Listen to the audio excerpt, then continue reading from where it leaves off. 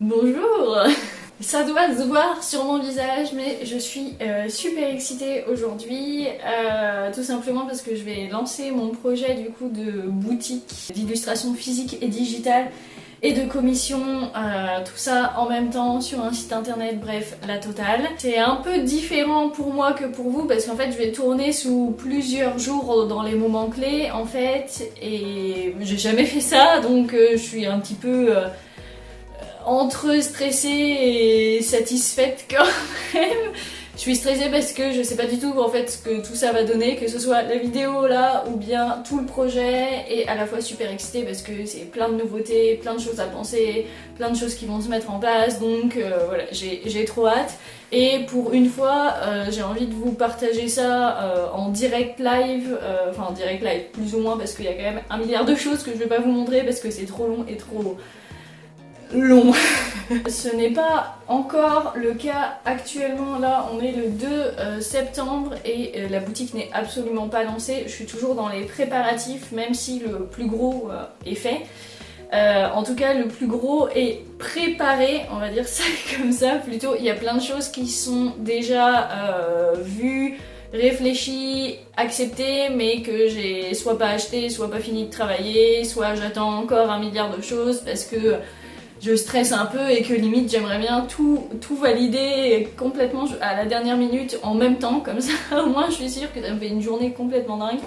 Ce n'est pas aujourd'hui encore parce que j'ai encore des choses à voir et voilà, je vais pas que vous raconter ma vie, je vais vous expliquer pourquoi j'ai fait ces choix là et espérer que tout mon discours et mon expérience puissent aussi vous apporter quelque chose, vous rassurer sur toutes ces questions où on n'est jamais vraiment sûr, on essaye de faire le meilleur choix et surtout quelles questions il faut se poser pour essayer de voilà, de pas partir au mauvais endroit et de voilà, pas tomber dans des choses qui vous correspondent pas, où vous êtes coincé, etc. etc.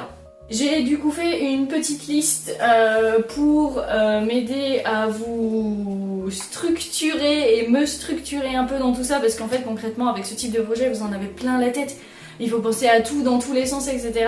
Et si, alors il y a certainement des gens qui arrivent au feeling, moi c'est pas du tout mon cas, donc on va y aller par étapes et c'est ce que j'ai fait, hein. J'ai construit tout ça par étapes, donc je vais vous partager ça de cette manière là.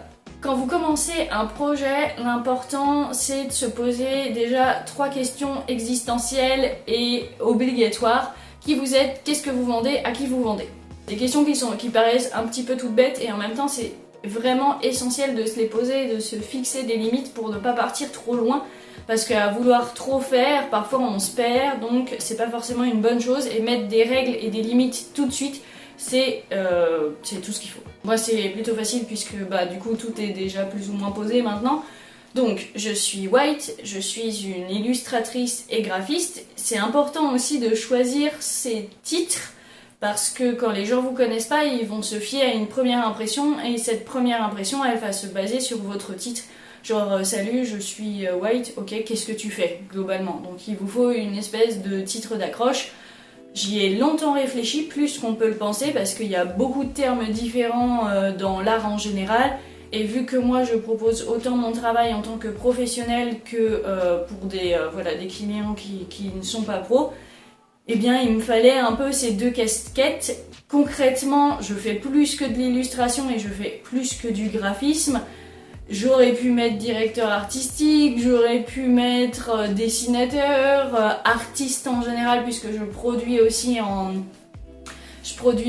traditionnel, mais voilà, j'ai réfléchi un bon moment pour me dire ces deux termes-là sont les plus adaptés à ce que je produis. La question d'après c'est qu'est-ce que vous allez vendre? Alors concrètement c'est pareil, dans mon cas je fais beaucoup de choses.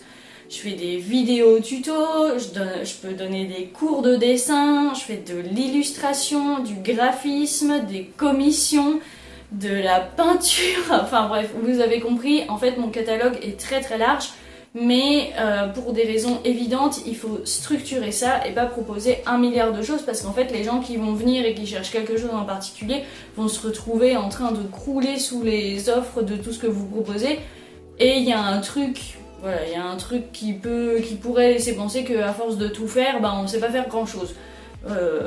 c'est pas forcément ce que je pense, mais en tout cas je ne m'enlève pas l'idée que certaines personnes peuvent le voir comme ça. Donc j'ai structuré mes ventes à certaines choses un petit peu plus cadrées et je laisse la possibilité que ce soit plus ouvert.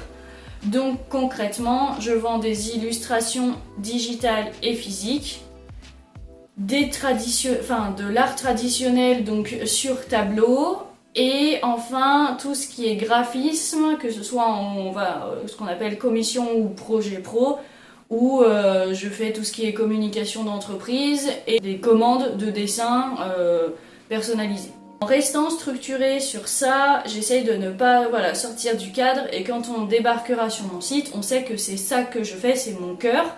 Après, je veux dire, ça m'empêchera pas de faire des vidéos YouTube tuto pour vous raconter un peu comment je fais tout ça.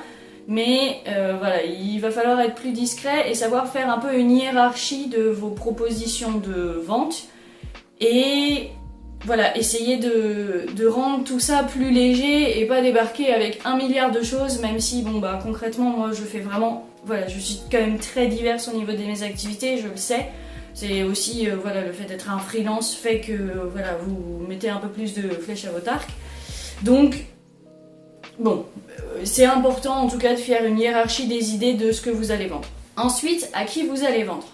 Alors, pour mon cas personnel, de toute façon, je porte que de mode. Je sais déjà que mes œuvres en physique, en local, j'entends, c'est vraiment très compliqué. Les seules occasions pour moi de vendre sur place, ce serait de faire les marchés, puisque de manière locale, c'est ce qui fonctionnerait chez moi, ou bien faire de la vente dans certaines boutiques physiques en ville.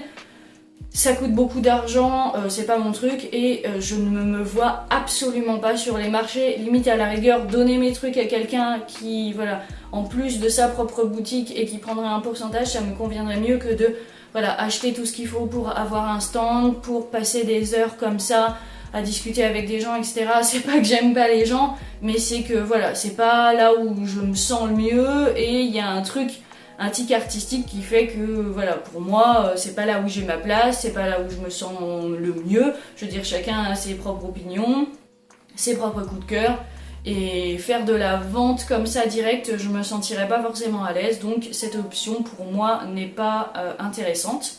À défaut de pouvoir vendre en physique, par exemple mes tableaux, c'est un petit peu plus facile d'exposer, vous pouvez les laisser plus longtemps. Concrètement, vous pouvez aller voir au centre-ville et parler, je sais pas, à des coiffeurs, à des boutiques, et leur dire est-ce que vous voulez bien exposer mes tableaux pendant un certain temps. Sauf que là où je vis, autant l'été il y a un petit peu de vacanciers qui ont du fric, autant le reste de l'année ce n'est absolument pas le cas, et on est vraiment ici dans une ambiance très communautaire où il y a plus une notion, si c'est un échange, c'est mieux qu'un achat. C'est l'ambiance du coin.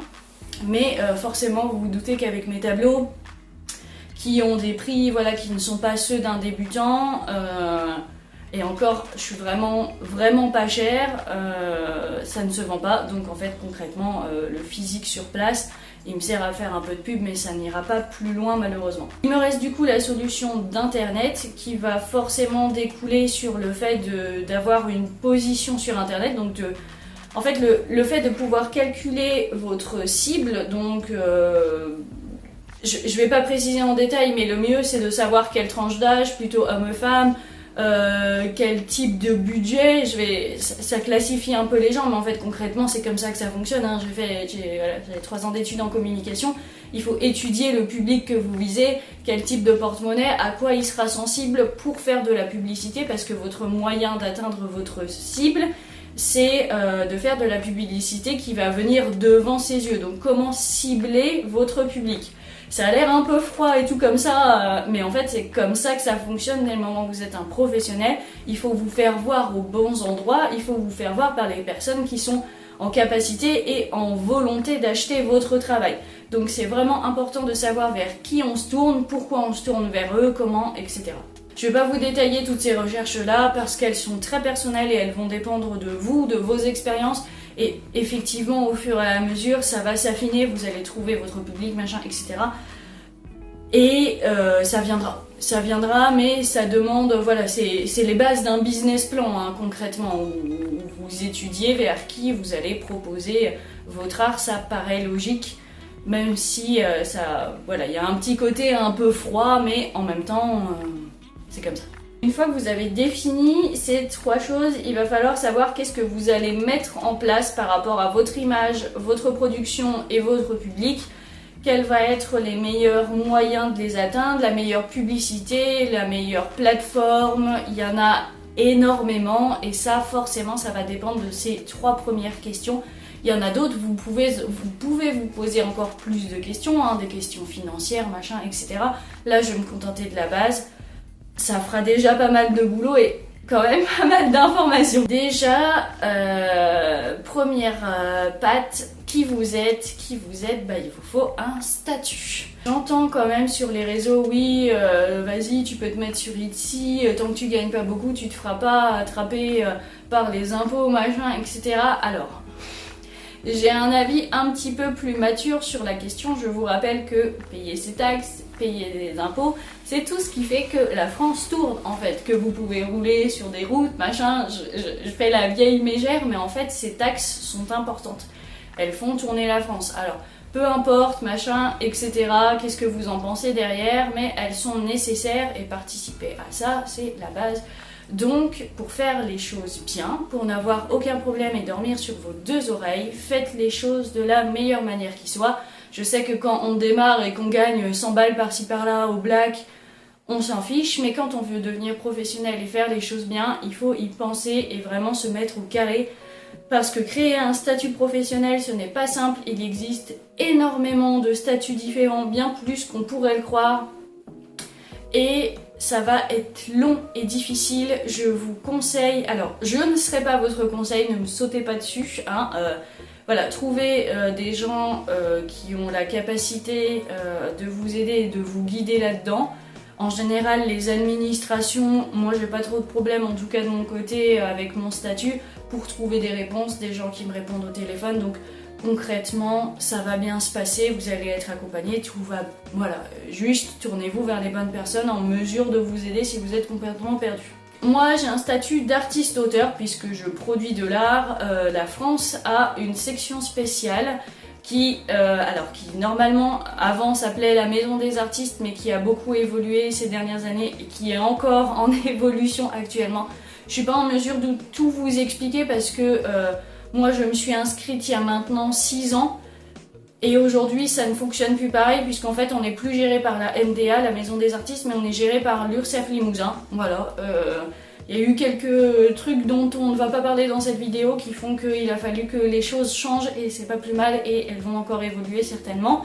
En bien ou en mal, on ne sait pas, mais en tout cas mon statut actuel est là-dedans. Donc je suis considérée comme une micro-entreprise, mais avec un régime un petit peu plus spécial qui fait que je paye un petit peu moins de taxes et voilà, je suis considérée du coup comme artiste-auteur. On en reparlera peut-être un jour de ces statuts, ils sont très complexes et en fait je veux pas me faire passer pour quelqu'un que je suis pas, j'y connais pas tout. Déjà moi, voilà, j'ai été accompagnée quand j'ai commencé, les personnes que j'ai eues au téléphone en termes administratifs ont été génialissimes, elles ont été hyper rassurantes, donc moi je peux que vous conseiller de vous lancer et d'y aller par étapes et vérifier toujours que tout est ok. J'ai une amie qui disait ça et c'est très important, il faut vous faire une journée administrative au moins par mois, vous calculez tout, vous vérifiez tout, parce qu'en fait en tant qu'auto-entrepreneur vous n'avez pas besoin de comptable parce qu'on estime que votre comptabilité n'est pas assez poussée pour demander l'aide ou le travail en tout cas d'un comptable. Donc il va falloir faire votre propre comptabilité et ça demande d'avoir une casquette supplémentaire. Et quand c'est pas sa branche, on est un petit peu perdu, donc faites les choses bien, notez tout, c'est très important d'être organisé, parce que si vous faites à l'arrache, franchement je pense que c'est dangereux. Il y a plein de petites choses qui vont découler de ça, c'est-à-dire faire vos factures, est-ce que vous allez prendre un compte bancaire professionnel ou pas, qu'on se le dise tout de suite, ne prenez pas un compte pro à la banque, vous pouvez très bien prendre un compte perso. Les banques ont un petit peu tendance à dire oui, il faut absolument un compte professionnel. Alors je sais pas dans quel cas exactement, mais moi en tant qu'artiste-auteur, micro-entreprise, auto-entrepreneur, je n'ai pas, d'après la loi, besoin de prendre un compte professionnel, donc vérifiez-le. Peut-être que c'est le cas, hein, je ne connais pas tout, mais vérifiez-le parce qu'un compte professionnel n'est pas géré de la même façon par la banque et ne va pas vous coûter le même prix, donc faites attention à ça. Vous n'êtes pas non plus obligé de prendre un compte séparé de votre propre compte parce que, par exemple, avant la boutique, concrètement, je faisais mes factures, j'avais pas de dépenses en fait, si ce n'est autre que mon matériel professionnel et mes logiciels. Donc, juste je mettais tout sur mon compte perso et ça se passait très bien. Là, je suis dans une situation où je vais devoir acheter du stock. Et la comptabilité va être un peu différente parce que je vais devoir du coup tout calculer, donc il faut que je magouille encore un peu, mais en théorie je devrais me prendre un compte supplémentaire pour au moins voir toutes mes dépenses, toutes mes recettes et mieux gérer ma comptabilité pour savoir s'il y a des choses où je suis pas bonne, des choses où en fait j'ai un peu plus de marge et du coup cette marge je vais pouvoir l'investir dans autre chose, dans des nouveaux produits, etc. Donc c'est très important de bien visualiser tout ça. Les factures, alors il existe à mon avis 1 milliard de modèles à gauche à droite, je pense que je vous l'ai déjà conseillé, j'en ai déjà parlé dans une vidéo. Vous avez freelancer.com il me semble, freelancer.fr qui est un logiciel, alors c'est gratuit, vous avez une version payante pour vous rappeler un petit peu vos factures, etc. Mais concrètement, en fait, ils ont surtout la possibilité de vous faire les précomptes. Je ne sais pas encore si ça existe aujourd'hui, on va pas en parler, mais voilà, la première année, vous êtes obligatoire, enfin mis dans la case précompte pendant 1 an minimum, et après vous pouvez décider de l'enlever ou pas. On n'en est pas là et je sais pas comment ça se passe aujourd'hui, donc je vais pas vous le détailler. Mais en tout cas, il fait très bien le boulot. Il vous compte directement combien ça vous comptez en taxes pour vous, oui, parce que le système des factures en fait en tant qu'artiste-auteur est décalé en fait. C'est pas comme aujourd'hui avec le système où vous allez avoir votre salaire et c'est déjà prélevé à la source en fait. On fait des estimations sur 1 an, au bout d'1 an on regarde réellement combien vous avez gagné et ensuite on réajuste par rapport à l'année d'après. Enfin, c'est pas encore, voilà, ça va sûrement changer encore, mais voilà. Donc, quoi qu'il arrive, prenez bien en compte dans vos factures que vous aurez un certain pourcentage sur cette facture qui vous sera déduit en taxes. Quand vous faites une facture en 200 €, vous n'allez pas gagner 200 €, vous allez gagner, je sais pas, 150 ou 180 parce qu'il y a un certain pourcentage qui part en taxes. Ce genre de choses, il faut vous le comptabiliser parce que sinon vous allez arriver à la fin du trimestre et vous dire ah mince, je suis obligée de dépenser ça et en fait concrètement j'ai pas l'argent, donc voilà, c'est pour ça que c'est très important de faire sa comptabilité et d'être très attentif aux taxes, aux choses dans lesquelles vous allez investir, etc. Bon, je vais pas stopper la vidéo là, je vais juste stopper en questions administratives. On va passer un petit peu aux choses un peu plus cool. Je pense que là, on a fait un gros tour d'horizon des trucs relous et administratifs. Il y aurait encore beaucoup de choses à dire, mais j'ai pas envie de vous bassiner avec ça. J'ai envie de faire une vidéo cool. Donc, je vais rapidement vous parler des trucs plus sympas, c'est-à-dire le site internet et les cartes de visite. Et voilà, je tournerai le reste plus tard, je pense, parce que ça fait une éternité déjà. Je pense que je blablate. Le site internet... alors, c'est très riche aussi. Une nouvelle fois, ça va dépendre de qu'est-ce que vous vendez et où vous le vendez pour atteindre votre cible. Il y a plein de trucs différents. Soit vous utilisez les réseaux sociaux, globalement, il y en a qui réussissent à tout faire sur Instagram. Je ne peux pas vous en parler parce que pour moi, il y a un côté où je me dis que c'est pas assez pro. Voilà, je dis pas que ça l'est, je dis juste que ma vision des choses, c'est que je me sens plus à l'aise dans d'autres trucs. Et je me vois pas faire un site de vente sur Instagram, c'est pas mon truc, voilà, c'est tout. Dès le moment où en tout cas vous voulez avoir une plateforme de vente, vous avez 2 choix qui s'offrent à vous. Soit vous faites votre propre business sur votre propre site, soit vous utilisez globalement des galeries marchands d'internet. Notamment, je vais parler d'Ity parce que c'est celui que tout le monde connaît et que c'est, voilà, au moins on sait de quoi on va parler. Je vais commencer par les plateformes de vente. J'aime bien le terme centre commercial de boutique en fait, de boutique en ligne, c'est un petit peu l'idée. Donc pour prendre l'exemple d'Etsy, globalement vous allez mettre votre boutique sur un site qui fait que ça, qui ne promeut que d'autres boutiques, donc vous êtes sûr d'atteindre un public qui est déjà ciblé et qui va venir sur le site Etsy dans l'idée d'acheter des produits faits main ou pas forcément, mais au moins vous êtes déjà dans un endroit où vous avez une publicité, puisqu'en fait vous avez déjà un pied vers votre public qui est capable d'acheter vos produits. C'est très bien parce que ils sont faits pour ça, c'est-à-dire que ça va être très simple de poser ses articles, de mettre les prix. Eux-mêmes ont pensé à des choses auxquelles vous ne pensez pas, par exemple les frais de port dans des pays qui ne sont pas le vôtre, truc auquel on pense pas tout de suite quand on prépare tout son projet. Et voilà, ils sont spécialisés là-dedans, ils ont toutes les réponses à toutes vos questions pour mettre en place votre boutique, ils sont faits pour ça. Mais forcément, du coup, en échange de tout leur savoir-faire, de leur publicité pour vous mettre sur leur site de plein de boutiques, ils passent aussi une idée, en tout cas, que vous pouvez apparaître dans les publicités qu'ils font sur Instagram, sur leurs réseaux sociaux ou même sur leur site en tête d'affiche, etc. Vous payez leur savoir-faire, c'est évident, donc vous allez donner un certain pourcentage à Etsy pour gérer tout ce que vous n'allez pas vous-même gérer. De toute façon, c'est comme ça que ça fonctionne. Dès le moment où vous faites appel à un professionnel pour une certaine partie de votre travail, vous êtes obligé de le rémunérer, ça paraît logique. C'est des choix, ça peut fonctionner en termes publicité, c'est un investissement, à voir ce que vous préférez. C'est ni une bonne ou une mauvaise solution, ça dépend de vos compétences, mais aussi du temps de travail que vous allez mettre là-dedans. Si vous n'avez pas forcément le temps et pas forcément les connaissances, Etsy sait faire et Etsy va vous faciliter la vie. Donc, si c'est votre premier site, etc., ce serait peut-être une bonne solution. Après, il faut se rendre compte des coûts financiers de tout ça. Si je ne me trompe pas, je crois que sur Etsy, vous dépensez 20 centimes à chaque fois que vous posez un nouveau produit dans la boutique, qui va rester 3 mois, il me semble. Bon, les chiffres ont peut-être changé, mais au moins ça vous donne une idée un petit peu du truc. Et ensuite, vous payez un pourcentage sur chaque vente que vous effectuez.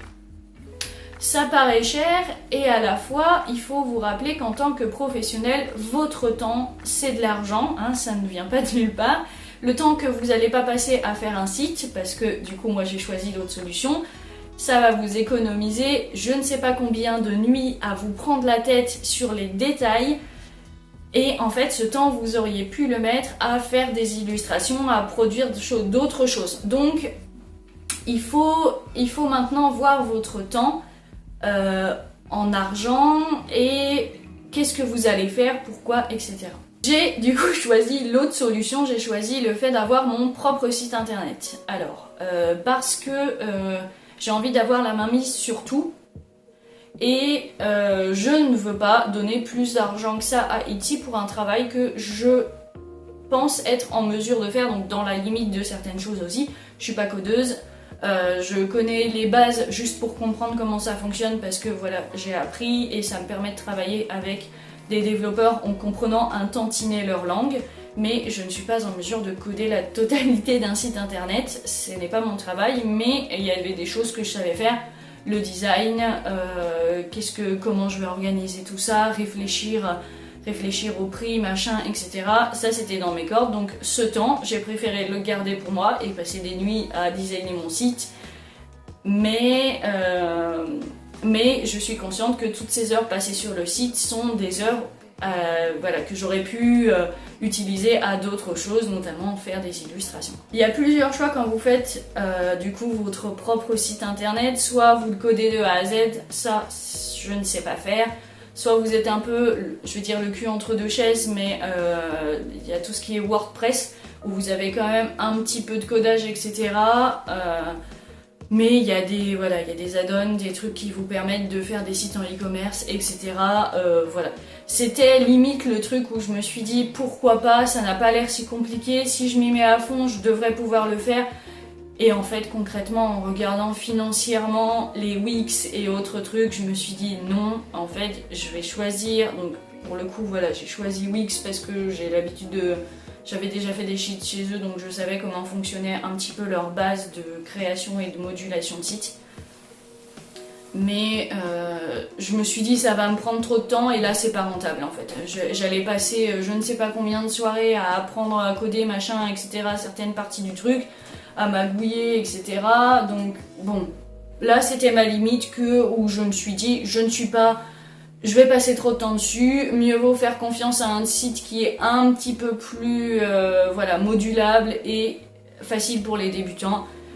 Et je suis pas partie dans cette direction, je suis partie dans la direction des Wix et autres sites internet qui vous promettent de faire un site en un rien de temps. Site en un rien de temps, non, hein, c'est une bonne blague, mais en fait si vous êtes un tantinet perfectionniste et que vous voulez faire les choses bien, ça va pas vraiment se passer comme ça, vous allez y passer des soirées et des soirées, mais au moins vous avez la main mise sur ce genre de détails et votre boutique ne va pas ressembler à toutes les autres boutiques d'Etsy. Alors, je dis pas que Etsy c'est pas bien, je dis juste que moi ça ne me convenait pas, en fait, c'est un peu le problème de ces grosses plateformes où il y a 1 milliard de boutiques, c'est que vous êtes complètement paumé au milieu des autres boutiques. Donc, est-ce que ça vous fait vraiment de la pub ?